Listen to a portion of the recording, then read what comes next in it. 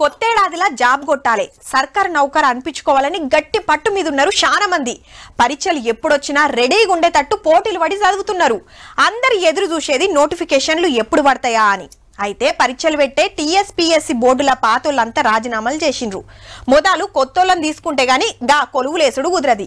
Already గా పంచాలు చేసిండ్రు సర్కారోళ్ళు. జాబుల నోటిఫికేషన్ల కంటే మొదలు టీఎస్పీఎస్సీ కోసం నోటిఫికేషన్ ఇచ్చింది సర్కారు. చైర్మన్ మెంబర్ల పోస్టులు నింపే కార్యం అన్నట్టు 18వ తారీఖు దాకా దరఖాస్తు పెట్టొచ్చు. ఒక్క చైర్మన్ 10 మంది మెంబర్లు కావాలి. ఐఏఎస్ ఐపీఎస్ కొలువులు చేసిన వాళ్ళు సగం మంది, లాయర్లు చదువులు సైన్స్ టెక్నాలజీల పేరు పోయిన వాళ్ళు సగం మంది ఉండేటట్టు చూస్తున్నారు. రాజకీయాలతోటి పార్టీలతో సంబంధం లేని వాళ్ళని సెలెక్ట్ చేయాలి అనుకుంటున్నారట. ఓకే అయిన వాళ్ళు 6 ఏళ్ళు పదవిలో ఉంటారు. అప్లికేషన్లకు 5 రోజులే టైమే ఇచ్చారు కాబట్టి నెలాఖరు వరకు కొత్త చైర్మన్ కొత్త మెంబర్లు వచ్చేటట్టున్నారు.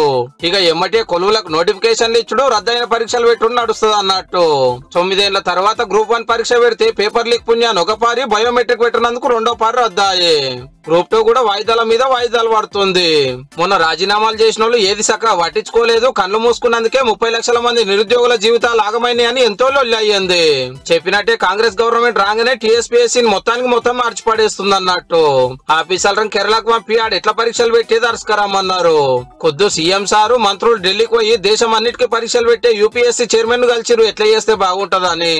అందరి సలహాలు తీసుకొని ఇట్లా ముంగటికి పోతురు అన్నట్టు. ఏడాదిలో 2 లక్షల కొలువులు నింపుతామన్నారు కదా, ఈ పని టీఎస్పీఎస్సీ కాంచెల్లి సురువు చేసిరు అన్నట్టు.